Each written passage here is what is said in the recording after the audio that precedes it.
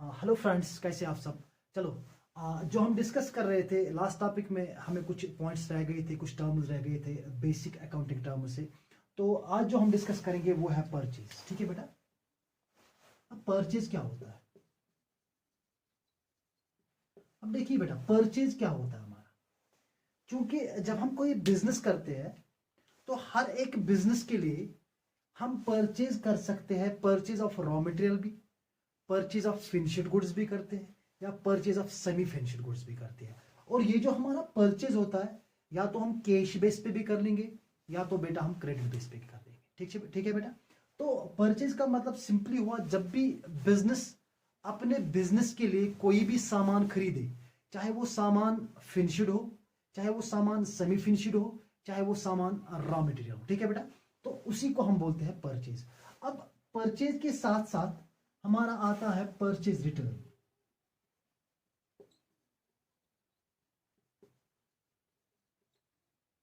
Purchase return, और इसको हम कहते हैं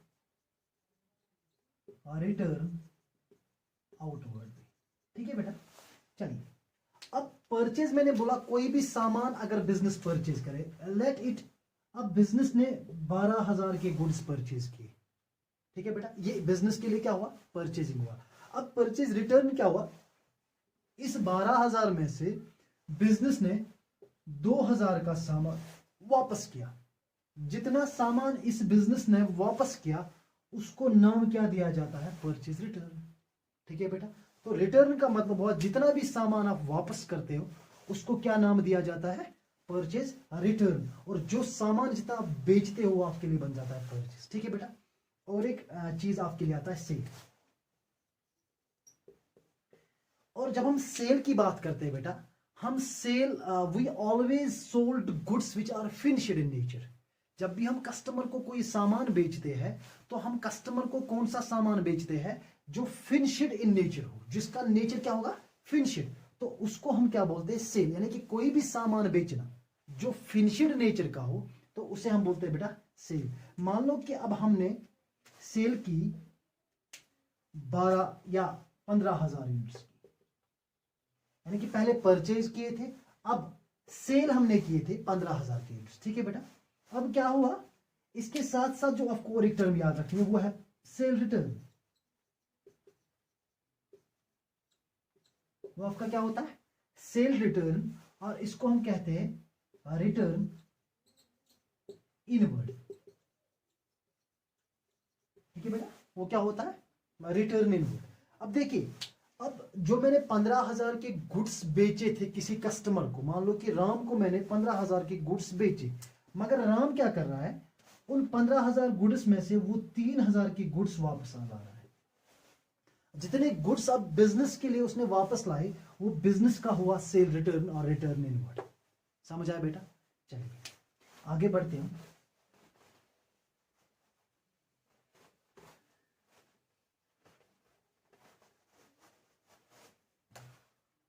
और है बेटा आपका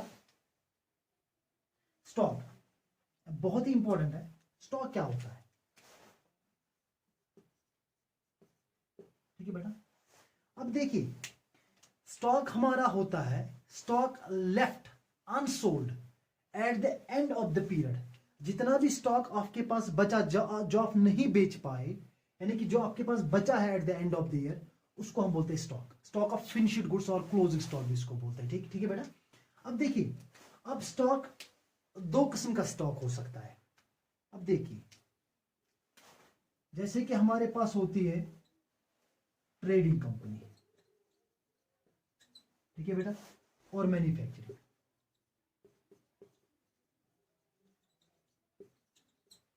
ठीक है बेटा। अगर मैं ट्रेडिंग की बात करूं, तो ट्रेडिंग कंपनी वो कंपनी होती है, ये वो ऑर्गेनाइजेशन होती है, वो बंदा होता है जो मार्केट से डायरेक्टली फिनिश्ड गुड्स परचेज करता है। और जो मार्केट से डायरेक्टली फिनिश्ड गुड्स परचेज कर लेगा, तो उसके लिए वो फिनिश्ड गुड बन जाएगा ओपनिंग। क्या बन जाएगा बेटा? Opening stock.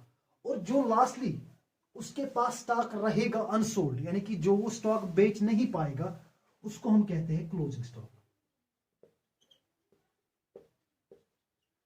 ठीक है बेटा। एक ट्रेडर के लिए क्या होता है? इसके लिए opening stock of finished goods होता है, जब वो पहले लाता है तो लास्टली जितना बचता है उसके पास वो रह जाता है इसका क्लोजिंग स्टॉक। ठीक है बेटा।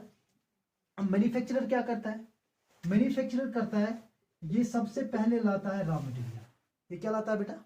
ये सबसे पहले मार्केट से क्या परचेज करता है? Raw material. ठीक है बेटा। फिर तो इसका क्या हुआ? इसका ओपनिंग स्टॉक जो बन जाता है वो बन जाता है रॉ मटेरियल। ठीक है बेटा। और इसको ये फिर कन्वर्ट करता है किसमें? इसका कुछ पार्ट होता है सेमी, यानी कि सेमी फिनिश्ड गुड्स, और इसका कुछ पार्ट होता है फिनिश्ड। ठीक है बेटा। इसका कुछ पार्ट क्या होता है? फिनिश्ड होता है, और इसका कुछ पार्ट क्या होता है? सेमी फिनिश्ड होता है। यानी कि इसको हम और एक नाम से भी जानते हैं, वर्क इन प्रोग्रेस।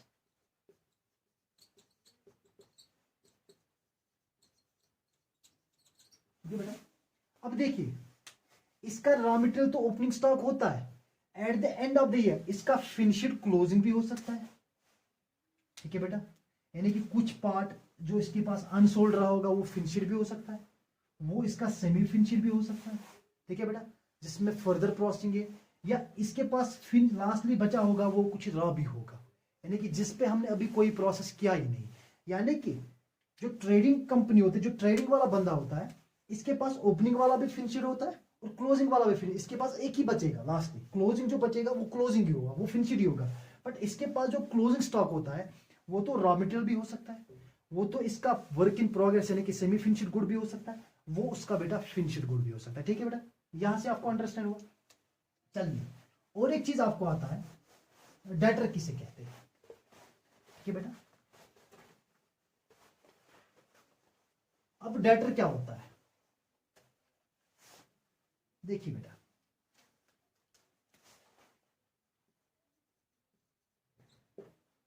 सबसे पहले आपको याद रखना है डेटर हमारे लिए एसेट होता है। अब डेटर इज अ पर्सन, ये वो इंसान होता है जिससे फ्यूचर में हमें पैसे लेने, यानी कि वो हमें फ्यूचर में पैसे देगा, इसीलिए हमारे बिजनेस के लिए क्या बन गया? ये एसेट। ठीक है बेटा। डेटर एक ऐसा बंदा होता है जो फ्यूचर में हमें पैसे देने वाला हो, उसे हम कहते हैं डेटर। और एक चीज आता है हमारे पास, क्रेडिटर। ठीक है बेटा। क्रेडिटर कौन बंदा होता है? ये हमारी बिजनेस की होती है liability. Sometimes you may gate a classification, you have to identify from the above transaction whether it is an asset for you or it's a liability for you. Sometimes there may be, the question may be asked you, the bills receivable or bills receivable आपके लिए क्या हो सकते हैं? For example, asset है, liability है। या sometimes the examiner may ask you, what is the nature of debtor? Debtor आपके लिए क्या है? Whether it's an asset or a liability, both of them, none of them। ठीक है बेटा। इस तरह भी एग्जामिनर आपको कभी कभार एग्जामिनर ने क्या करता है, वो इजी क्वेश्चन आपको पुट आउट करता है, लेकिन इजी क्वेश्चन में डालता है, फिर भी आपको कंफ्यूजन हो जाता है क्योंकि आपको उन चीजों पे नजर नहीं होती है। चलिए, क्रेडिटर क्या होता है? लायबिलिटी होती है, ओब्लिगेशन होती है हमारी। क्रेडिटर होता है यानी कि वो बंदा जिसको हमें फ्यूचर में पैसे देने हो, यानी कि to whom we have to make the payment in future is called creditor।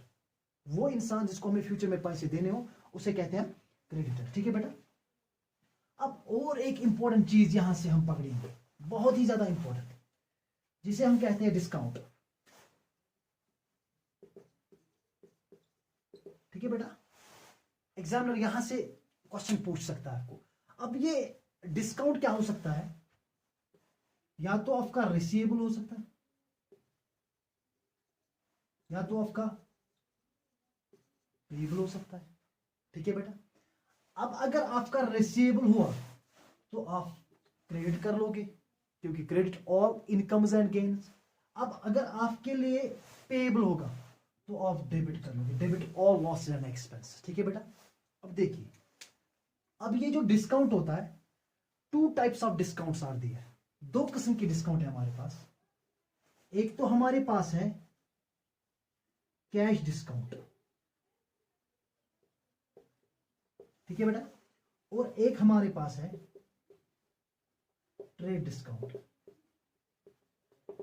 यानी कि we do have two types of discounts. First one is cash discount, second one is trade discount. ठीक है बेटा। अब अगर मैं कैश डिस्काउंट की बात करूं तो ये हमारा होता है रियल डिस्काउंट, यानी कि it is really the discount that an consumer earn, जो कंज्यूमर हासिल करता है। तो जो हमारा ट्रेड डिस्काउंट होता है फैक्ट डिस्काउंट होता है, यानी कि ये कोई डिस्काउंट होता ही नहीं है, बट ये इसीलिए कहा जाता है कि ताकि कस्टमर को अट्रैक्ट किया जाए। अदरवाइज ये कोई डिस्काउंट है, ये फैक्ट डिस्काउंट होता है। यहां पे क्या किया जाता है, कस्टमर्स के माइंड्स में एक बज क्रिएट किया जाता है। जैसे कि आप जाते हो किसी शोरूम के बाहर, लिखा होगा 30% ऑफ, ठीक है बेटा, तो वो क्या होता है ट्रेड डिस्काउंट। असल में क्या होता है आपका कैश डिस्काउंट, ठीक है बेटा। अब अगर मैं बोलूं ये जो हमारा कैश डिस्काउंट होता है, इसका अकाउंटिंग ट्रीटमेंट होता है, ठीक है बेटा, here in terms of no account treatment.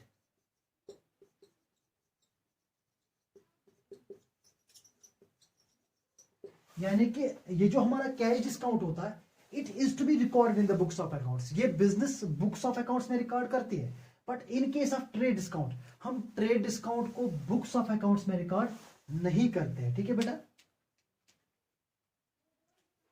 ये जो ट्रेड कैश डिस्काउंट होता है ये पेएबल एट इमीडिएट बेसिस।